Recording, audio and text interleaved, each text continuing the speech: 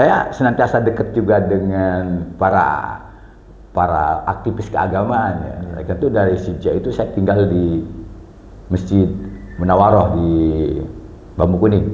Di situ kantornya Dewan Dakwah.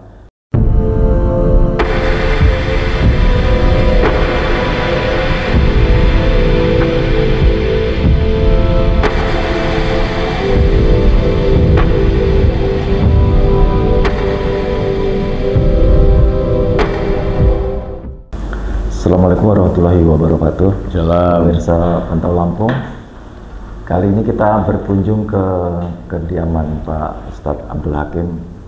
Beliau ini sekarang anggota Dewan Perwakilan Daerah dari Provinsi Lampung. Ya, mungkin banyak teman-teman yang pengen tahu sebetulnya Pak Ustadz ini kan dulu sekolahnya di jurusan pertanian. Iya. Nah, kemudian lebih banyak berkecimpung di keagamaan. Terus apa Pak Ustadz yang bikin tertarik terjun ke politik awalnya? Sebetulnya mengalir ya. Iya. Saya sudah banyak cerita tentang gimana masa kecil saya. Saya sudah menulis sebuah buku yang dibantu oleh saudara Adian, Senator Lampung untuk Indonesia Mas. Dulu juga pernah ada sebuah tulisan menulis tentang saya. Dari pesantren ke parlemen. Ingat dulu saya waktu kecil tuh cita-cita masa kecil saya itu sederhana. Saya itu hanya ingin jadi guru ngaji sebetulnya itu. Kebetulan saya ini kan lahir di lingkungan yang relatif agamis. Di Pandeglang ya Pak Ustadz? Di Pandeglang, di kaki Gunung Pulau-Sari. 15 kilo dari kota Pandeglang. Itulah saya lahir di kaki Gunung Pulau-Sari. Lahir dari seorang ayah pensiunan dulu, mantan tentara di masa Jepang. Oh, mantan tentara. Ya, saya punya saudara seibu, kami bertiga yang ada. 2 laki 1 perempuan. Kakak yang tertua saya perempuan. Masih ada. Kemudian ada 2 lagi saudara saya yang lain ibu. Saya lahir di persisnya itu namanya Kampung Kadijuri. Sebuah kampung di kaki Gunung Pulau-Sari dan cukup kental, kehidupan beragama cukup kental, dan memang buat saya itu seorang ulama besar di sana. Itu memang suasana desa, kampungnya itu memang? Ya, suasana desa, sangat desa. Waktu itu saya sekolah kurang lebih 1 kiloan ya, harus jalan kaki ya, keluar dari kampung, sekolah SD saya. Tapi sudah ada madrasah. Ada madrasah, dan di sana itu ada tradisi kalau anak laki-laki itu tidak nginep di rumah, dia harus nginep di surau ataupun di tempat guru ngaji. Saya itu dari sejak kecil sudah seperti kayak gitu. Mulai umur berapa itu Ustadz? Ya, saya dari usia 4 tahun itu sudah mulai belajar ngaji ya. Enggak, maksudnya nginep yang dimulai enggak? Ya, itu sekitar umur sebelum masuk SD ya. Sebelum masuk SD sudah. Umur sekitar 4 tahun 5 tahun saya sudah ngaji dan sudah terbiasa nginep di pondok, di surau ya. Kira-kira oleh karena itu lingkungan yang seperti itu membuat saya tertarik dengan dunia keagamaan. Kebetulan tadi uas saya adalah guru ngaji ulama besar. Dia punya santri gitu ya. Dan juga saudara-saudara situ demikian, mereka umumnya pernikahan di pesantren.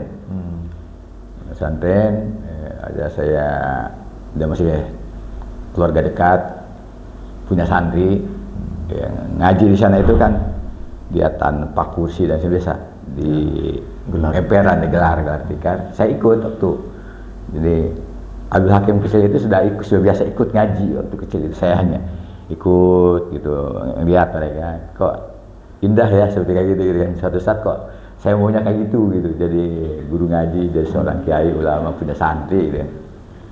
Kira-kira itu yang kemudian yang mengantarkan saya melalui pendidikan double degree, double pendidikan ya. Kalau pagi saya lalui di sekolah umum, mulai dari SD sampai SMA. Kalau sore hari saya di pesantren. Pesantren. Dan Dan, itu nginep di pesantren ya? Ya, saya sampai SMA masih saya lakukan demikian, kecuali terakhir saja waktu kelas 3 saya di rumah karena harus konsentrasi belajar waktu itu karena memang. Oh, waktu SMP sama SMA-nya memang dekat rumah? Enggak, SMP SMA saya di Pandeglang. Iya, dekat dengan 15 kilo dari rumah. Oh, 15 kilo. 15 kilo dari rumah. Saya waktu SMP di pesantren di Ciherang, ada seorang ulama besar di situ, Muhammad Halimi, ya, saya di situ pesantren. Kemudian SMA saya balik ke kampung tapi tetap di pesantren ya. Ada bilang lebih dekat pesantren saya. Jadi itulah yang mengatakan saya ingin jadi seorang guru ngaji. Ya, mau kalau besarnya seorang ulama lah gitu kan. Ya. Sehingga sebetulnya saya pada saat saya lulus SD sekali maksudnya saya pengen ke Gontor gitu kan, tetapi orang tua saya itu punya kawan akrab sama-sama pensiunan kolonel ya. Saran dari waktu itu namanya Kolonel Cucu. Jadi menyarankan ke ayah saya, ini orang potensi, anak ini potensi gitu. Ya sayang dong kalau nggak diteruskan. Sebenarnya saya nggak diizinkan sekolah sama ayah, suruh bantu ayah dagang waktu itu. Ayah itu pedagang, ya, tukang kayu, dia panglong ya, panglong. Nggak usah sih katanya, tapi saya ingin saya sekolah gitu kan.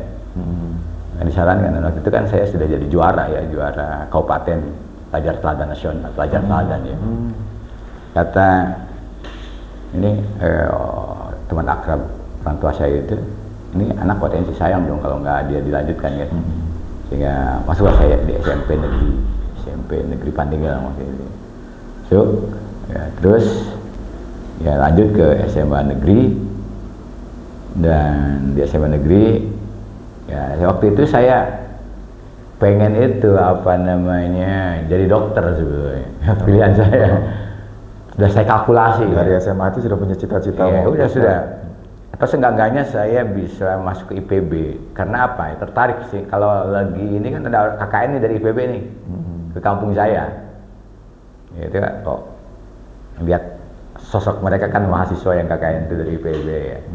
Akhirnya waktu itu kan sistem masuk PUN itu sistem perintis ya, ada perintis 1 sampai perintis 2, 3, 4. Saya lalui semuanya tuh. Kalau perintis 2 itu kan tadi undangan ya. Ya. Dan karena kuotanya hanya 1, ini teman saya yang masuk ya, kuota untuk saya ambil IPB nggak masuk. Perintis 1 juga nggak bisa, saya masuk di perintis 3 dan 4. Perintis 3 ini sini, Bendera Fakultas Pertanian. Perintis 4-nya saya masuk di IKIP Jakarta, waktu itu masih IKIP. Ambil jurusan fisika. Sempat masuk ke IKIP? Dua-duanya saya ambil. Oh. Ya waktu itu saya masih bimbang ya. Akhirnya saya ambil dulu gitu. Tapi nggak mungkin kan, satunya di Jakarta saja. Waktu itu transportasi pun nggak sebelum selancar saat sekarang ini, harus ke Panjang. Hingga waktu itu saya juga tetap daftar di KIP Jakarta. Sebenarnya waktu itu juga begitu, saya ingin jadi guru. Waktu itu yang buat saya penasaran itu karena saya tidak pernah mendapatkan guru fisika yang memang bidangnya. Belajar fisika, diajar guru biologi, diajar guru kimia, kalau gitu. Karena itu kan masih Pandeglang itu masih bagian dari Jawa Barat. Jadi kami mendapatkan guru-guru hanya buangan aja. Ya jauh tertinggal. Beda saat sekarang kan sudah menjadi provinsi sendiri. Ya udah kalau gitu, suatu saat saya harus jadi guru fisika. Akhirnya saya daftar, terima di IKIP. Tapi waktu itu ya, saya ambil mana nih? Nah, waktu itu saya sebetulnya ingin kalau itu saya ambil pertanian saja, biar cepat kuliah saya ambil S2 dan seterusnya. Itu jadi semangat belajar itu seperti itu kan. Walaupun sempat terpikir saya untuk masuk IAIN waktu itu kan. Ya apa namanya, semangat keagamaan itu masih tetap ya seperti itu, tidak pernah padam karena saya sejak kecil punya saya sudah belajar kitab tradisional, kitab pesantren salafiyah namanya, kitab bundul gitu. Saya belajar itu. Dan alhamdulillah ya relatif saya bisa membaca kitab Buddha gitu. Tapi kalau yang dari IKIP dengan pertanian itu akhirnya pilihannya pertanian apa itu? Ya, tadi saya pertimbangannya, oke, saya mikir gini. Tadi saya ingin mempercepat proses belajar saya. Kalau di S1 itu kan satu, terus itu kan guru gitu kan. Ya sudah, pilihan saya ingin mempercepat, kemudian S2 dan seterusnya itu. Dia semangat, keilmuan saya itu tinggi. Ya, ingin belajar. Ya sudah, akhirnya bismillah saya ambil di sini Fakultas Pertanian, dan kemudian itulah yang mengantarkan saya menjadi aktivis masjid. Lagi-lagi memang karena memang semangat keagamaan saya tinggi, saya senantiasa dekat juga dengan para aktivis keagamaan ya. Karena itu dari sejak itu saya tinggal di Masjid Munawaroh di Bambu Kuning. Di situ kantornya Dewan Dakwah Islam Indonesia, kemudian kantornya GMI, Gerakan Mubalik Islam Indonesia. Waktu itu ketuanya adalah Pak Dasir, sudah almarhum. Jadi saya senantiasa mendekat ke kegiatan keagamaan seperti itu. Nah, setelah itu semester berikutnya, tahun kedua, Fakultas Pertanian, saya ikut basic training HMI. Ya, saya ketemu dengan para tokoh-tokoh HMI. Jadi mulai saya semakin kecintaan saya untuk bisa menjadi salah satu aktivis keagamaan, menjadi seorang pendakwah gitu kan. Ya semakin ketemu ya milieunya, lingkungannya. Tadi apalagi dari sejak kecil saya ada lingkungannya seperti itu. Terus akhirnya kan saya menjadi aktivis masjid. Ya, saya masuk waktu itu kan pertanian juga. Masjid Al-Wasi'i kan. Mentor dulu kami dengan beberapa teman-teman mengembangkan mentoring ya, yang kemudian menjadi BBQ, bimbingan baca Al-Quran. Ya, tadi nggak tahu ya, Allah harus mengantarkan saya ke situ sehingga saya menjadi salah satu aktivis masjid. Terus begitu sehingga saya berinteraksi banyak dengan para tokoh nasional, misalnya dengan Pak Natsir, kemudian Pak Helmi Nasution, ya tokoh-tokoh besar ya. Tapi terutama ada tokoh-tokoh dari mantan Masumi ya. Tapi Pak Ustadz ke Lampung itu memang karena pertimbangan ada saudara atau apa? Nggak ada waktu kuliah dulu? Dulu tadi awalnya kena itu ada sistem perintis itu ya. Nah, kemudian saya kebetulan juga ada keluarga saya. Ada juga keluarga. Ada keluarga saya punya saudara di Lampung ini. Karena biasanya jadi salah satu pertimbangan. Oleh itu pertama saya tinggal di Gedong Air. Karena ada masih family di situ. Dia salah satu pejabat di Dinas Pendidikan Provinsi. Waktu itu saya tinggal di situ. Kurang lebih berapa bulan lah, Kemudian setelah itu saya kos di Pasar Gintung. Yaitu kemudian saya akhirnya mendekat ketemu ke Masjid Munawaroh, kantor Dewan Dakwah sama kantor Gerakan Mubalik Islam. Deket kan gitu kan? Iya. Ya. Jadi kosnya agak jauh juga dari Unila ya? Iya. Kira-kira itu rute kehidupan saya gitu deh. Yang kemudian tadi di tahun kedua ya, saya ketemu dengan teman-teman aktivis HMI. Ya, saya masuk training pertama, basic training. Terus semakin semangat keagamaan saya itu semakin terus tumbuh, sehingga saya membuat kelompok-kelompok pengajian. Ada grup diskusi pekanan, namanya Islamic Science Study Club. Ada beberapa alumni dari SMA dari Jakarta ya, mereka biasa kegiatan rohis di Jakarta tahun 80-an tuh mulai tumbuh kan, luar biasa kan. Lagi pada saat itu memang kegiatan-kegiatan kampus sudah dikurangi dan sebagainya sih kan. Banyak beraktivis. Waktu itu sudah hampir selesai ya kuliah ya? Enggak, kan di awal itu saya masih 83 masih. Di awal-awal saya bicara terkait dengan masih di awal. Masih di awal waktu merintis kegiatan bimbingan baca Al-Quran ataupun asistensi agama mentoring itu tahun 84 85 kan, di awal 85 lah. Masih awal. Ya, masih awal-awal. Kira-kira itulah. Terus mengalir saya sering berinteraksi dengan para tokoh nasional ya. Saya pokoknya gandrung, pokoknya kalau ada pengajian di mana pun saya kejar. Saya berinteraksi dengan berbagai kelompok pengajian, ya, dengan berbagai kajian, gitu. Kajian tafsir, ada yang dulu kan yang kajian tafsir yang dulu ada pernah mungkin dengar Isa Bugis ya. Orang mengatakan ini ingkar sunnah dan sebagainya. Itu ada tokohnya almarhum Pak Mujiono, guru bahasa Indonesia. Itu pengajian di beliau, saya ikut. Intinya sih saya semangat ingin ngaji, ingin pelajari ilmu karena saya punya basic. Basic dari pesantren ya. Basic penguasaan nahwu sorof saya. Sayang kalau tidak saya kembangkan. Dan tadi ada memang semangat keagamaan yang terjaga alhamdulillah. Itu yang kemudian saya banyak di dunia itu, dunia masjid, dunia dakwah itu yang membuat saya berinteraksi dengan tokoh-tokoh dewan dakwah.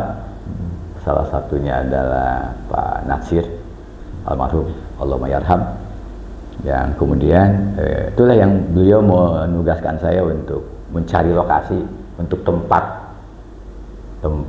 ya pokoknya tempat bertumbuhnya para pemuda mahasiswa untuk bagaimana mereka supaya punya kesiapan menyongsong masa depan sebagai pemimpin gitu. Itu lahir Pondok Pesantren Mas Nurul itu dari situ. Lulus Unila tahun 87 ya. 87. Setelah itu apa Pak Ustadz? Saya kan lulus saya ke Pondok Pesantren Ulul Albab Bogor, Ibnu Khaldun. Ya, saya lulus ke sana, kemudian berbarengan dengan itu tadi menyiapkan lokasi ini. Jadi ke sana sini berarti. Waktu masih proses mengajukan proposal dan sebagainya. Begitu mau dimulai sehingga saya diminta kembali ke sini. Saya kurang lebih berapa bulan ya berada di Pondok Pesantren. Lalu itu Pondok Pesantren umumnya santrinya adalah alumni PB. Saya angkatan pertama di situ di Pak Profesor Didin Hafiduddin. Pesantren yang disiapkan untuk para alumni PB ya. Saya ikut dengan program itu ya, kurang lebih 1 tahun. Proses pembangunan di sini sudah mulai jalan. Saya akhirnya kembali ke sini. Itu di sana saya 8788, kami 1988 itu mendirikan yayasan Darul Hikmah di sini. Ya, mulailah proses pembangunan berjalan. Kemudian ketika dimulai proses pembangunan, saya pulang ke sini. Ya, saya tinggal dulu ada pohon kelapa dan sebagainya di gudang yang disiapkan untuk bahan penyimpanan peralatan dan bahan-bahan bangunan. Saya mulai tinggal di sini sampai kemudian lokasi jadi. 1 tahun kemudian saya berkeluarga. Itu istri saya itu alumni dari Ibnu Khaldun. Ya, apa namanya, mahasiswinya Pak Prof Didin. Kami dipertemukan itu di Bogor ya. Hanya saya ke sana itu menjemput istri sebetulnya. Padahal nggak lama di sana ya.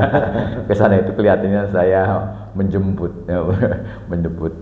calon istri saya. Kira-kira itu sekilas. Dan tadi ya, kemudian saya memimpin Pondok Pesantren ini dan seterusnya saya membina mahasiswa. Kemudian terjadi reformasi 98 ya kan. Dan setelah itu teman-teman aktivis, terutama ada yang basisnya ada dari kampus Pondok Pesantren, mereka sepakat untuk membuat hanya wadah organisasi dalam rangka merespon reformasi pada saat itu, sehingga lahirlah Partai Keadilan. Dan dari mulai Partai Keadilan sudah ya berarti? Ya, saya ketua pertama Partai Keadilan di Lampung, sebagai ketua DPW-nya, Dewan Perwakilan Wilayah. Kemudian 99 pemilu ya, saya masuk di DPRD Provinsi karena satu-satunya ya dari Partai Keadilan di provinsi dari 75 kursi dapat 1 kursi. Dapat 1 waktu itu. Satu. Ya, itu yang mengantarkan saya kenapa hari ini ada di politisi. Kira-kira mengalir dari sebuah kegiatan dakwah, kegiatan keagamaan, kegiatan melakukan pembinaan terhadap pelajar dan mahasiswa. Ya, cikal bakalnya dari sini. Itulah yang kemudian mengantarkan saya sempat mendapat kesempatan belajar bahasa Arab di Kairo, di Al-Azhar. Pulang dari Kairo, saya diutus oleh MUI ikut kader ulama muda. diselenggarakan di UIN. Saya utusan dari sini, dari MUI. Programnya itu kurang lebih 6 bulanan ya. Terus saya kembali lagi ke sini. Itu kira-kira yang kemudian yang mengantarkan saya menjadi pimpinan partai politik. Tapi sebelum terjun ke politik, Pak Ustadz sempat ngajar segala macam ya sepertinya ya? Ya, saya pernah mengajar di beberapa sekolah, misalnya SMA Kartini, SMA Plus, dosen di Universitas Muhammadiyah juga. Saya juga pengajar mata kuliah agama di Unila ya. Itu sampai sekarang masih Pak Ustadz? Enggak lagi sekarang. Udah nggak sempat lagi waktunya. Ya. Sejak saya di Jakarta kan full, sejak 2004 itu kegiatan saya full di Jakarta. Tuh, sekarang ini aja jadi anggota DPD RI, saya bisa berbagi waktu. Ya, karena juga kenapa banyak di sini tiap hari Jumat Sabtu. Saya sekarang lagi mengambil program doktoral di Universitas An-Nur, ngambil program manajemen pendidikan Islam. Jadi kalau sebelum di DPD kan Pak Ustadz kan di DPR RI kan? DPR RI ya. Apa pertimbangannya waktu itu kok malah dari DPR RI pindah ke DPD? Iya kan 2015 saya maju menjadi calon wali kota Metro. Itu DPR RI? Atas dasar keputusan MK kan harus mundur. Dan mundur di 2015. Waktu itu saya sedang di DPR RI. Oh iya. Berbeda 2005 juga saya pernah menjadi calon wali kota Bandar Lampung. Tapi waktu itu tidak perlu mundur, cukup izinnya aja. Izin. Ya, tidak mengikuti berbagai kegiatan di DPR. Itu yang, kemudian setelah pilkada saya tidak terpilih, saya diminta kembali ke Jakarta oleh partai PKS. Akhirnya saya ditugaskan menjadi wakil sekretaris jenderal DPP PKS 2016 saya jadi wakil sekjen itu. Tapi setelahnya waktu pemilihan legislatif lagi nggak masuk ke DPR RI lagi ya? Daftarnya ke DPD ya? Ya, memang waktu itu saya juga ditawari lagi untuk maju ke DPR RI. Mau lewat DPR atau ini? Ya, saya memang itu waktu itu punya komitmen. Saya juga ingin berikan kesempatan ya kepada kader-kader berikutnya untuk saya juga ngitung. Ya, PKS waktu itu kan belum bisa mendapatkan kursi penuh. Ya kan, kalaupun toh saya masuk ke situ, paling nanti apa bergantian saja gitu apa ya. Sebagai saya itu saya kurang bagus dalam proses regenerasi. Saya pikir dengan ya nggak apa-apa. Saya memberikan kesempatan kepada kader-kader berikutnya, dan saya harus mencari ruang pengabdian, khidmat lain. Dan waktu itu ada permintaan dari teman-teman dari sini, dari Lampung, ya bahwa ya PKS sudah punya tradisi ya suaranya solid gitu ya. Jadi sebelumnya kan telah mengantarkan juga Pak Ahmad Jajuli.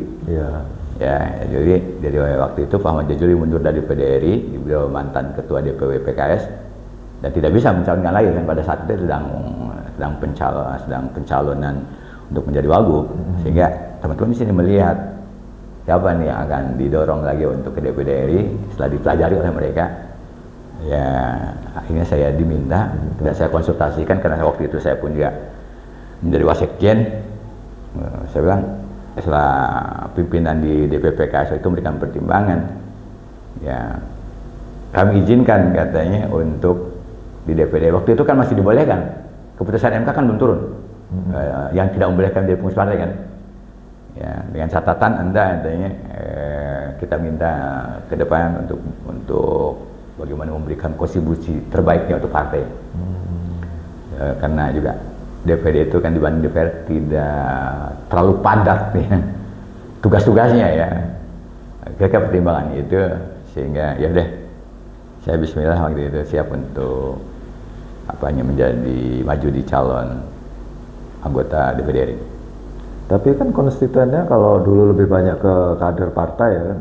Sekarang kan jadi masyarakat umum tuh katanya. Kesibukannya mungkin lebih nambah atau sama aja dengan waktu di DPR RI? Sebetulnya kalau tadi yang tugas organik, ya kalau tadi memang dari aspek proses pembahasan undang-undang sekalipun, DPD RI itu kan hanya di undang-undang itu hanya ada baik mau ikut dalam pembahasan atau memberikan pertimbangan pada tahap pembahasan 31. Iya, padahal walaupun pasalnya lebih banyak. Dan undang-undang ini juga undang-undang terbatas dari situ saja jelas lah ya.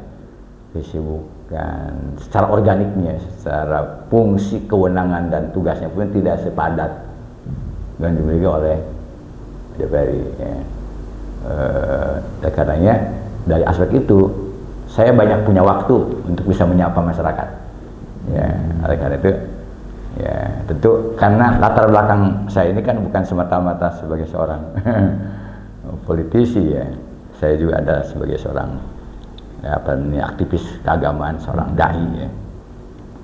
Itu menyapa masyarakat itu adalah menjadi bagian tak terpisahkan dari hari-hari hidup saya gitu. Gitu kan, misalnya dalam waktu reses sebetulnya kami hanya punya kewajiban untuk melaksanakan kegiatan di dapil itu 18 kegiatan. Saya kadang-kala berlipat sehari saja kadang-kadang saya mengunjungi masyarakat itu dengan berbagai elemen dan lapisannya, dengan berbagai varian-variannya itu bisa lebih dari 5 kali 6 kali ya, dari mulai pagi sampai malam kadang-kadang.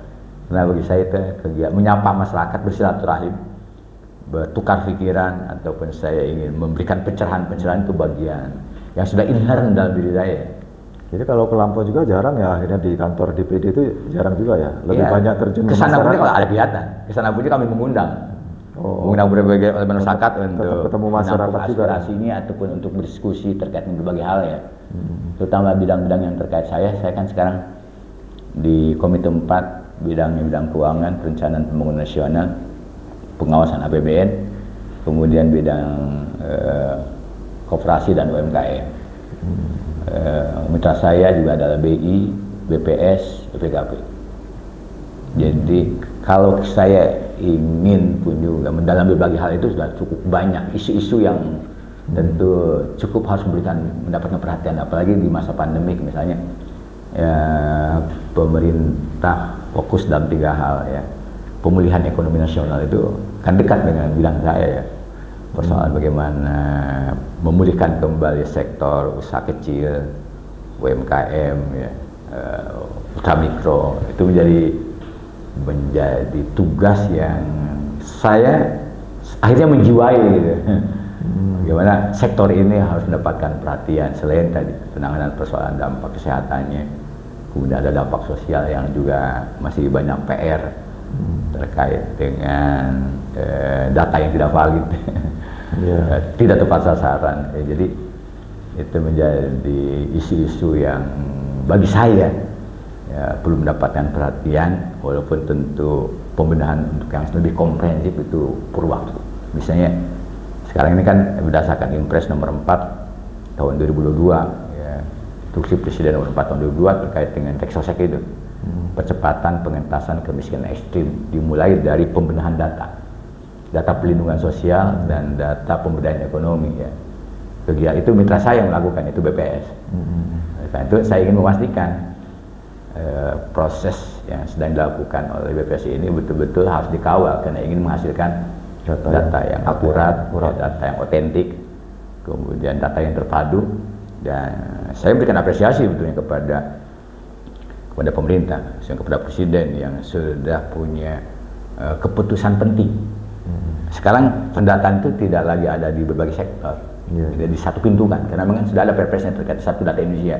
Kemarin masih ada yang namanya pendataan itu di berbagai kementerian dan sebagainya. Sekarang menunjuk BPS sebagai leading sector supaya datanya nggak simpang siur supaya satu pintu, satu standar. Jangan nanti kemarin kan berbicara tentang standar kemiskinan, bisa beda-beda kalau berbeda antara BKBN dengan Kementerian Sosial dengan instansi yang lain, itu ukurannya kadang-kadang tadi tuh makanya kadang-kadang itu terkait dengan persoalan bagaimana penyelesaian jumlahnya kadang-kadang tidak bisa sama antara satu desa dengan desa yang lain. Bahkan sekarang ini kan desa diberikan kewenangan untuk menetapkan ya penduduk miskinnya berdasarkan yaitu musyawarah desa. dengan kewajiban mengalokasikan bantuan keputusan strategis yang diambil oleh Presiden melalui Impres nomor 4 tahun 2002 itu terkait dengan pengentasan kemiskinan ekstrim. Ya, Presiden ingin tuntas di 2024 di akhir masa jabatannya. Dan memang keputusan strategis kalau kemudian dimulai dari pembenahan data itu. Ya, karena memang sementara ini juga tadi tidak tepat sasaran kaitan dengan perlindungan sosial dan sebagainya. Hari ini saya mendapatkan informasi ada kan terkait dengan dampak dari kenaikan BBM, ada bantuan sosial ya. Saya dengar dari masyarakat sekarang nggak keruan penerima itu siapa dan sebagainya. Ada yang punya kendaraan, punya mobil dapat 900.000 atau berapa, tetapi ada yang miskin gitu tidak dapat. Ya masih bermasalah karena memang ini proses pembenahannya kan baru dimulai, pendataan baru sekarang mau olah data. Pengolahan data sedang dilakukan saat sekarang ini oleh BPS. Jadi kira-kira itu kalau pertanyaan tadi, ya, apa yang mengantarkan saya menjadi seorang politisi yang diawali cita-cita kecil saya itu ingin jadi guru ngaji. Kalau Pak Ustadz kan udah guru ngaji, politisi, terus masih ada cita-cita lain nggak? Masih mau ikut lagi kontestasi kepala daerah atau? Saya sih ingin terus mematut-matut diri. Pada saatnya masyarakat memberikan kepercayaan di posisi manapun, tentu saya harus memiliki kesiapan. Yang jelas saya sekarang ini sudah menjadi milik masyarakat. Ya, tentu perjalanan ke depan banyak event-event penting. Ya. Tentu pengalaman panjang saya mulai menjadi anggota DPRD 99 sampai 2004, jadi anggota DPRD 2004 sampai 2015. Pernah menjadi calon wali kota yang nyaris jadi. Karena yang pemilihan wali kota Bandar Lampung itu di putaran pertama saya menang. Hanya kurang 0, sekian persen lagi ya, nyaris menang. Di putaran pertama saya menang, putaran kedua saya dulu masih kalah kan? Masih pakai 2 putaran ya. Dan ke depan ya tentu ruang-ruang untuk berkhidmat kepada masyarakat, kepada bangsa dan negara. Saya tidak menutup ruang-ruang yang mungkin waktunya publik dan masyarakat berikan kepercayaan, mungkin saja di legislatif kembali di DPD RI ataupun di eksekutif, ataupun poin pentingnya adalah saya senantiasa menyiapkan kelayakan dan kepatutan untuk bisa menerima amanah Allah Subhanahu wa taala yang Allah berikan kepercayaan itu kepada masyarakat Lampung. Tapi kan kalau nanti ada agenda 2024 itu kan pilihannya banyak Pak Ustadz. Bisa DPD, bisa DPR RI, bisa kepala daerah. Kamu sekarang kan yang terdekat legislatif ya, yang terdekat legislatif. Saya memang sudah diminta oleh teman-teman untuk kembali ke DPR RI. Jadi tentu saya berterima kasih nih kepada Utama yang memang tempat di mana saya ditempa dan sebagainya. PKS masih meminta juga saya untuk ke DPR RI. Lagi-lagi tadi saya ingin memberikan kesempatan ruang-ruang ya kepada kader-kader muda, kader-kader berikutnya ya. Dan tentu masih ada ruang-ruang yang lain yang harus diisi gitu tuh. Saya ingin berbagi peran lah. Kalau masih ada kader-kader yang bisa mengisi di situ, kader baru dan sebagainya, jika akan jauh lebih baik mereka yang mengisi ya. Saya biar mengisi ruang-ruang yang masyarakat berikan kepercayaan, misalnya ruang di DPD RI. Ya, mungkin itu saya masih akan di situ ya, DPD RI kembali, dan selanjutnya seperti apa ya. Yang jelas di hadapan ini itu dulu yang pemilihan legislatif. Tapi kalau berkaitan dengan dulu kan kuliahnya di Fakultas Pertanian ya. Apa ilmu yang sempat dipakai di pertanian itu dalam aplikasinya ke masyarakat? Ya, memang kalau dari aspek keilmuan substansinya lebih kepada ini ya mungkin ya pola pikir ya gitu, pola pembelajaran ya, kalau substansi ilmunya. Tapi setiap-tiapnya sekarang saya sudah mendeklar sebagai duta KPB, Kartu Petani Berjaya. Ya, walaupun posisi saya kan sebagai legislator ya, bukan asli masih juga relevan. Saya juga mengerti ya. Oleh karena itu kenapa saya respon ya, saya dukung programnya Pak Gubernur kaitan Kartu Petani Berjaya, itu ada menyelesaikan persoalan petani dari hulu ke hilir ya. Jadi masih dapat juga lah ya. Kan pas juga dengan bidang saya, mulai dari persoalan permodalan, Ya hari-hari ini itu yang saya lakukan, memastikan program KPB bisa terimplementasikan, rakyat bisa menikmati program itu. Kan juga kaitan dengan itu bidang tugas saya, bidang keuangan, ya kan. Kaitan dengan misalnya ketersediaan modal untuk petani. Jadi juga selaras. Ya, KPB itu kan terkait dengan bagaimana menyelesaikan petani mulai dari hulu ke hilir, mulai dari persoalan permodalan, bibit, sarana dan prasarana pertanian. Dulu ketika saya di Komisi 5 infrastruktur ya, waktu kan diantara juga ada infrastruktur terkait dengan sumber daya air. Jadi nyambung juga, gitu. Jadi juga tidak hilang begitu saja ilmu yang pernah saya artinya dalami dan sebagainya. Jurusan saya budidaya pertanian, program studinya kan ilmu tanah ya. S2 saya manajemen pemasaran. Sekarang masih S3 ya? Sekarang manajemen pendidikan Islam. Relevan saya kira. Sekarang saya mengelola pendidikan dan saya justru dihantarkan sehingga kami kan punya sekolah dengan moto Qurani, berkarakter dan berprestasi. Saya juga sekarang ikut juga melihat seperti apa kurikulum yang disiapkan oleh lembaga pendidikan kami, bagaimana prosesnya. Semakin mendalami dan memahami proses pendidikan, saya bersyukur walaupun waktu itu sebenarnya teman-teman mendorong saya untuk ya layaklah kalau saya juga meneruskan pendidikan saya. Waktu itu kan pilihannya apa, saya ke Unila ataupun ke UIN. Tiba-tiba teman-teman dari UIN melihat kesibukan saya diantarkan ke An-Nur yang tersedia hanya satu jurusan aja, MPI. Sekarang jadi universitas kan An-Nur. Jadi kalau sekarang ini kalau hari-hari Pak Ustadz lebih banyak di Lampung ya daripada di Jakarta ya? Ya setidaknya sekarang karena saya hari Jumat itu saya harus kuliah.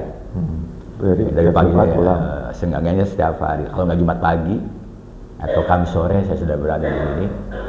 Dan Sabtu Ahad biasanya saya melakukan aktivitas kunjungan dan sebagainya, mengisi berbagai acara. Kalau ke Jakarta itu kalau tidak Ahad sore ataupun Senin pagi. Biasanya sidang-sidang itu kan ada hari Senin, Selasa, sampai Kamis gimana masa-masa sidangnya. Masih sempat Pak Ustadz untuk olahraga segala macam? Alhamdulillah saya minimal 3-4 kali bulu tangkis. Dalam sepekan? Oh seminggu ya? Kalau lagi tidak ada kesibukan lain saya bulu tangkis itu Selasa pagi. Masih kuat ya? Jumat pagi, Sabtu pagi, sama Ahad pagi. Kalau lagi ada di sini. Di mana biasanya Pak? Ya di belakang di Gunter. Termasuk menguras tenaga juga itu padahal bulu tangkis itu kan? Ya, justru happy. Bukannya itu, ya ibu ini ya sebelumnya hiburannya. Dan mungkin kalau yang cocok bagi saya, di situ ada struggle. Saya itu orangnya tidak mudah menyerah. Jadi menikmati olahraga itu saya nikmati. Jadi memang bukan hanya sekedar untuk jaga, memang hobi juga. Iya, hobi. Oke, terima kasih Pak Ustadz. Ini kayaknya sudah mulai menjelang maghrib. Iya, terima kasih banyak nih. Terima kasih atas obrolannya. Semoga ada manfaatnya. Ya, kapan waktu insya Allah jika ada hal-hal yang perlu kita dalami lagi.